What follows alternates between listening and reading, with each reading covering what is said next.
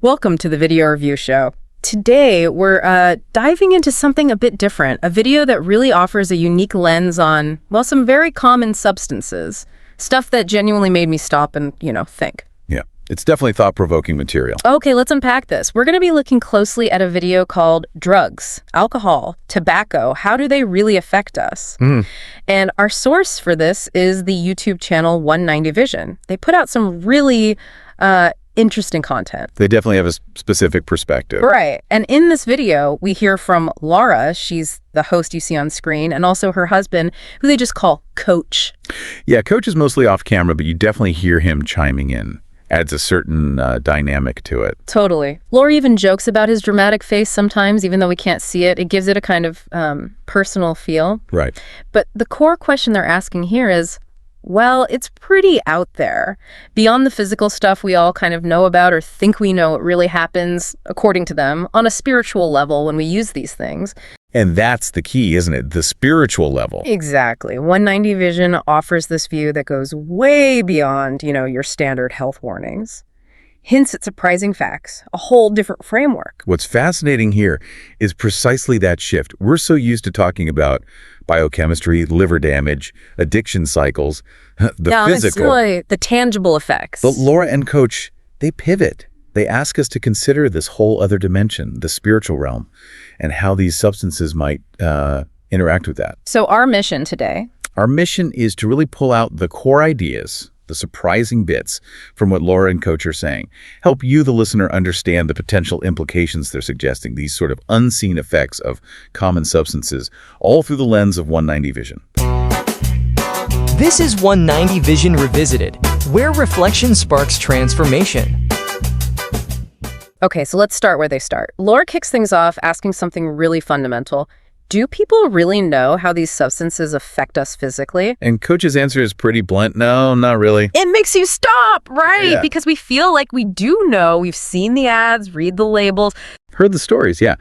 But maybe, from their perspective, even the physical experience has layers we're missing. Okay, take alcohol. Why do people actually drink it? What's the immediate payoff they're looking for? Well, Laura points out it's about feeling good. Getting that euphoria, maybe forgetting problems, numbing pain even. Yeah, she's very clear. Nobody drinks because it makes them dehydrated. That's just a consequence, a side effect. Exactly. The reason is that desire for a different state, a feeling, an escape maybe. So the motivation, in their view, is nearly always about chasing some kind of psychological or emotional shift, even if it's temporary. And it's similar, they suggest, with smoking tobacco. What's the appeal there? They talk about feeling like you can control it, or just that it makes you feel good doing it. It becomes this ritual, a pause. That's stress reliever for some, or so they perceive it. Again, not about physical need in the way we need food, but about chasing that immediate effect. They even mention chewing tobacco, just calling it fun. Which, again, points to that pursuit of a sensation, an altered feeling, however small. And it's not just alcohol and tobacco. They pull in other things, too. Things like prescription drugs. Right, like Vicodin, painkillers. The physical reason is obvious. It makes you feel really good, takes away the pain. People just want relief, to feel great. Or marijuana, they touch on the idea, like the Rastafarian belief, that it can make you hold the world, connect with God. So again, it's about altering perception, reaching for a different state of consciousness. That's the common thread they're highlighting. Yeah, and Laura even has that lighthearted comment about Coach having a dramatic face, like some online reporters. Right, adds that touch of personality. But the underlying point remains. The reason for using these things, according to 190 Vision, always seems to come back to chasing a feeling, an altered state. Okay, so if we connect this back to their main idea, this spiritual angle they introduce completely reframes that physical experience. Well, what they're suggesting is that the physical effects, the feelings people chase, might just be the surface level, maybe even the invitation for something deeper, something spiritual to happen. Right. And that leads to their core concept. Exactly. The core concept 190 Vision introduces is that there are specific entities that they claim actually accompany these substances. Entities. Okay, so for people who follow spiritual topics, that might not be totally new, but 190 Vision gets really specific here. Very specific. They have a whole framework in their other work talking about different types of entities, demons, lost souls, shapeshifters, things like that. Okay. And here, they apply that framework directly.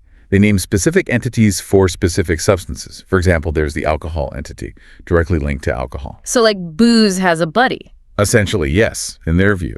And interestingly, they also briefly mention a caffeine entity. Wow, okay, so even coffee. It seems so. They don't go deep into it in this video, but just mentioning it really broadens the scope, doesn't it? Suggests even our daily cup might have this unseen spiritual companion, according to their model.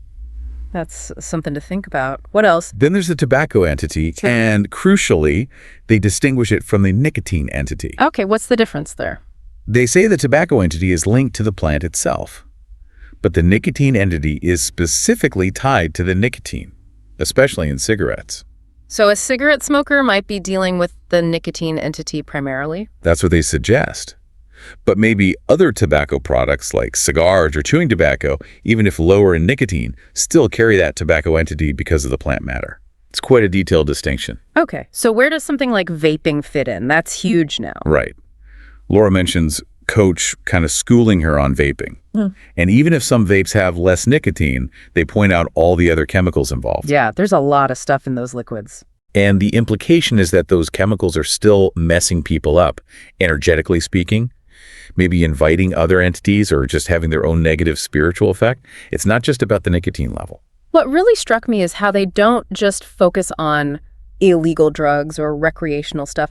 They talk about prescribed drugs. Yes, using Vicodin again as a prime example. Painkillers prescribed by doctors. With good intentions, obviously, to help people. Of course. But One Idea Vision's point is, even then, the entities, in their view, are still present, still part of the package. That really makes you think relief in one area might come with this unseen spiritual dynamic in another, according to them. It definitely broadens the conversation. And they take it even further to over-the-counter drugs. Like what? Their example is NyQuil, the cold medicine. Yeah. They highlight that some people apparently drink NyQuil specifically for the alcohol content, not just for cold relief. Wow, really? Yeah. And for 190 Vision, this is a perfect example of the alcohol entity's influence popping up in unexpected places. It shows how pervasive they believe this pull is, seeking out the substance even when it's disguised as medicine. Okay, so they've introduced these entities, alcohol entity, nicotine entity, tobacco, maybe caffeine, even with prescribed stuff. Now, how do these entities actually do anything? What's the mechanism? Right, that's the crucial next step. And it leads to their concept of frequency lowering. This is really central to their whole explanation. And this is where it gets really interesting because it challenges how we normally think about, say, alcohol tolerance. Exactly. Laura and Coach point out that just because someone can hold their liquor doesn't mean they aren't being affected spiritually. Yeah, we often see that as a sign of strength, almost. Someone who can drink a lot and not seem drunk. Right. They talk about people who can down, Coach said, 10 bottles of beer or 10 shots. Yeah, something like that. He admits he doesn't really know drink names because he doesn't drink. Laura pipes up that she used to before finding out she was allergic. Right. But the point is, these people might seem totally fine. They walk fine, talk fine. They probably feel fine physically. But according to 190 Vision, that physical tolerance is irrelevant to the spiritual effect. Right. The key takeaway is every single time you consume one of these substances, you are, in their framework, lowering your frequency. Every time, regardless of how much or how little you feel it physically. Precisely. Laura says it clearly. Every time you imbibe, you're lowering your frequency. It's presented as a constant cumulative spiritual degradation, an energetic transaction happening beneath the surface. So our outward appearance of sobriety isn't a reliable indicator of spiritual well-being, in their view. Not at all. Each drink, each hit is seen as an invitation, pulling your energy field down. Okay, so how does this frequency lowering actually work? They must explain that somehow. They do. They use a couple of really helpful analogies to make this abstract idea more concrete. Good, because frequency can feel a bit vague. The first one is the analogy of ink in water.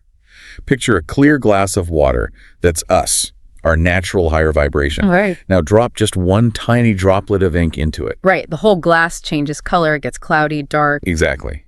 That single drop of ink, representing the substance with its lower vibration, messes up, as they put it, the entire glass of water, the higher vibration. So even a small amount of the substance has a significant energetic impact on our whole system. That's precisely their argument. It's not just a localized effect. It pulls the whole energetic field down.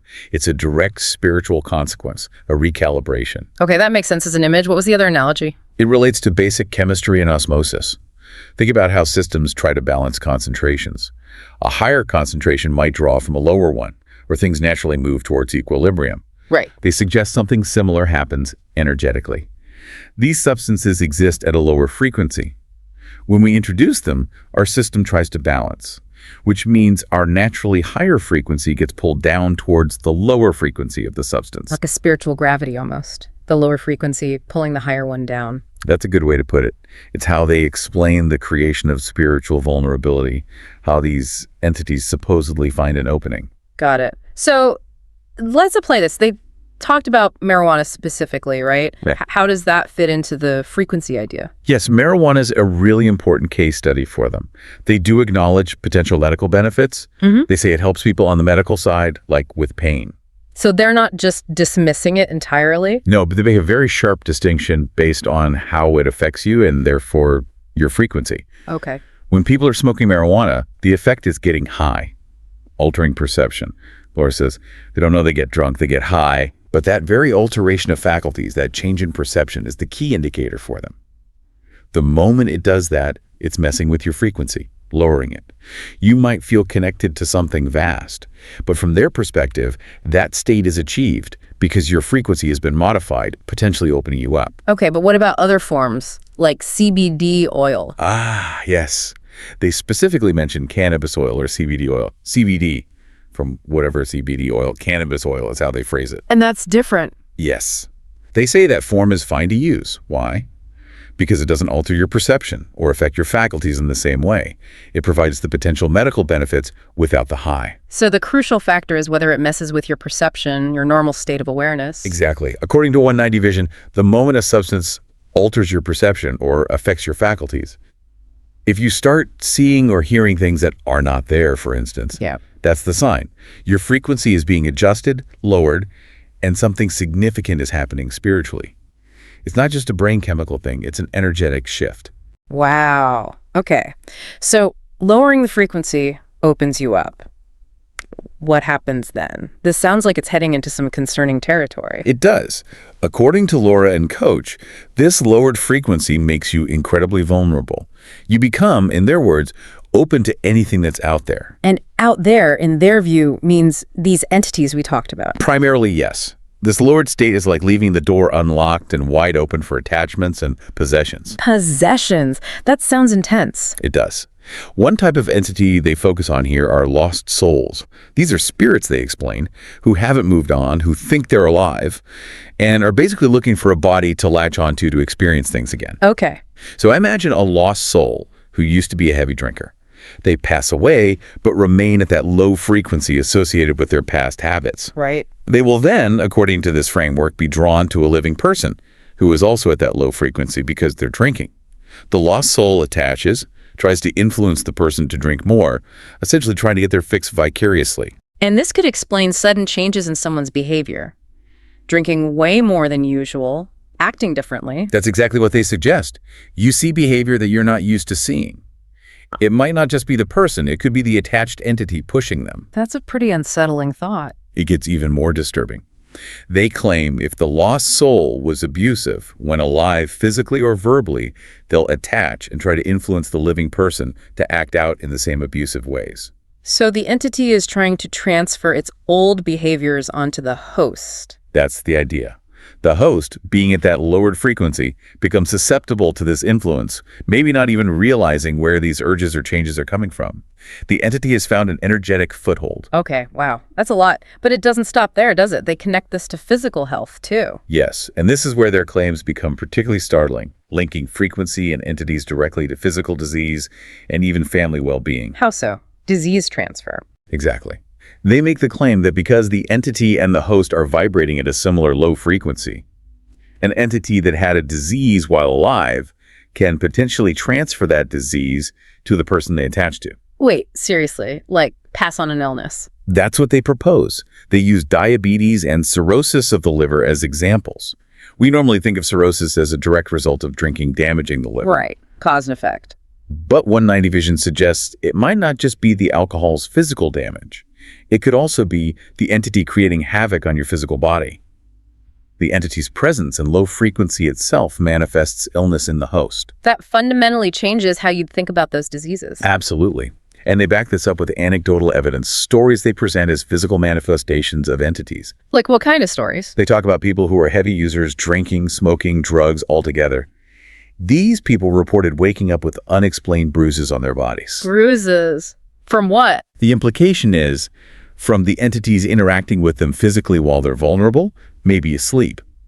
Others described waking up feeling a dark thing that's covering them, an oppressive presence. That sounds terrifying, like sleep paralysis, but with a specific cause attributed? Sort of, but framed explicitly within their entity frequency model. And crucially, they stress that these experiences stopped when the individuals changed their lives, meaning they stopped using the substances, reinforcing that direct link in their view. Okay. And the impact isn't just on the user, right? You mentioned family members? Yes, and this is perhaps one of the most chilling parts.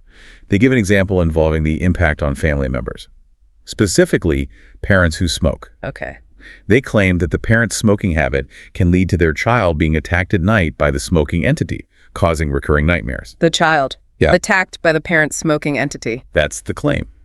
The parent's habit creates a spiritual vulnerability or opening that affects the child and their environment. It suggests a kind of spiritual secondhand smoke effect, if you will. That's deeply disturbing. It implies a level of responsibility far beyond just personal health. Exactly. And they have a specific teenager case study that highlights this.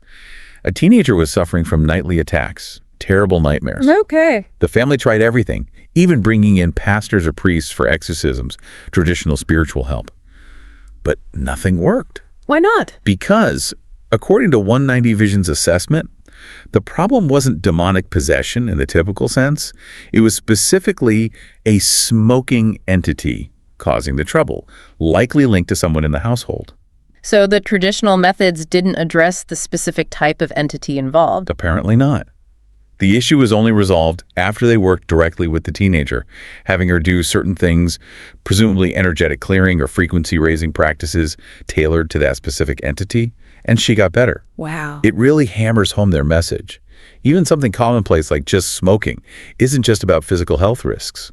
In their view, it can carry really heavy and bad things spiritually with consequences that can ripple out to affect the whole family. So wrapping this up, this deep dive into 190 Vision's video, drugs, alcohol, tobacco, how do they really affect us, has definitely shown us a completely different way of looking at these things. Absolutely. It moves way beyond the physical into this realm of frequency and entities. We've explored their ideas about specific entities tied to substances, from alcohol to Vicodin. And how they believe these substances lower our frequency, using those analogies like ink and water. Right. And how that lowered frequency in their framework creates vulnerability, opening the door to lost souls, potential possessions. And even, startlingly, disease transfer, or these physical manifestations like bruises and nightmares affecting family members. The stories they share are presented as real consequences of these unseen spiritual dynamics. So the question becomes, what does this all mean for you, the listener? Well, according to 190 Vision, it means being aware that there might be these unseen influences, these spiritual factors affecting our health, our choices, our environment in ways we maybe hadn't considered. It certainly encourages a different kind of mindfulness about what we consume. Which leads to an important question, maybe something for you to think about after this. If our frequency, as Laura and Coach describe it, is constantly affected by what we take in. Yeah. And if substances like alcohol and tobacco can have these specific entity-related effects and lower our vibration, what other everyday things might be having an unseen spiritual impact? Like beyond substances. Maybe. Yeah. Think about the music we listen to, the media we consume, maybe even certain foods, or just the energy of the places we spend time in. If frequency is key, what else is affecting it? That's a fascinating thought to leave people with. The core message from 190 Vision seems to be that awareness is the first crucial step. Understanding that choices, especially about what goes into our bodies, might have these deeper spiritual ripples. And with that awareness, you can make more conscious choices for your overall well-being, including the spiritual side, based on their perspective. Exactly. It's about conscious choice informed by this alternative understanding. Well, thank you so much for joining us on the video review show for this really eye-opening exploration of the 190 Vision perspective on substances. It's definitely given us a lot to think about. Absolutely. And if you, our listener, have more questions or your own thoughts on this topic after hearing our discussion, please do comment and let us know. We really value your input. Yeah, we'd love to hear what you think. And if you want to dig deeper into Laura and Coach's work directly, you can find 190 Vision in quite a few places. Their website is 190vision.com. Okay. They're also on YouTube, obviously. That's where this video came from. Plus, they have a Facebook group, an Instagram account, and even an Amazon Fire channel. So plenty of ways to find more of their content if this sparked your interest. Exactly. Lots to explore there. Well, until next time, keep exploring, keep questioning, and keep diving deep into these different perspectives.